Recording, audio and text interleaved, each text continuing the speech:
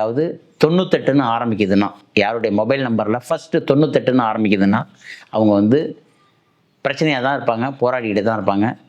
வெளியில் வேணால் அவங்களுக்கு பந்தாவாக ஷோ பண்ணிக்கலாம். எனக்கு அது பிரச்சனை இல்லை, இது பிரச்சனை இல்லைன்னு வேணாம். அதாவது வந்து பணம் இருக்கிறவங்கள்ட்டையும் சரி, பணம் இல்லாதவங்கள்ட்டையும் சரி, அவங்களுக்கு சொத்து பிரச்சனை இருக்கும், மனைவி கிட்ட பிரச்சனை இருக்கும், பல இடத்துல பணத்தை கொடுத்து லாக் ஆகி வராமல் இருக்கும். இந்த 98ன்னு நம்பர் வச்சுருவாங்க.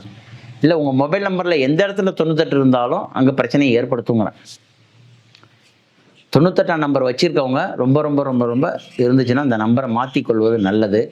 அதுக்கு பதிலாக நல்ல நம்பர்கள் எடுத்து கொடுத்து எத்தனையோ பேரை மாற்றி வாழ்க்கையை வெற்றியடைய செய்ய வச்சுருக்கோம். வாழ்க்கையில் எல்லாரும் ஜெயிக்க வச்சுருக்கோம் இந்த ராஜநிலை நம்பர்கள் மூலயமா.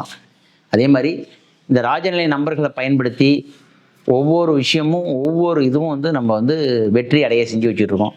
ஒருத்தருக்கு ஏடிஎம் நம்பர், அவங்களுடைய பாஸ்வேர்டு போடுறாங்க, ஏடிஎம் கார்டு நம்பர், அந்த நம்பரை மாற்றி கொடுத்தா வெற்றி அடைஞ்சிருக்காங்க.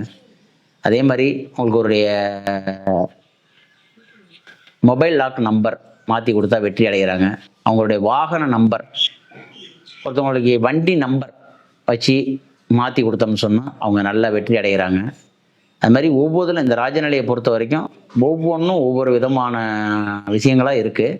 இந்த ராஜநிலையில் வந்து நீங்கள் வெற்றி அடையணும் அப்படின்னா நல்ல மொபைல் நம்பர் உங்கள் கையில் இருக்கா, வரம் எந்த எண் உங்கள்கிட்ட வரம் இருக்குது, யாருக்காவது 95ங்கிற நம்பர் இருக்கா, அவங்க சிறப்பாக இருப்பாங்க.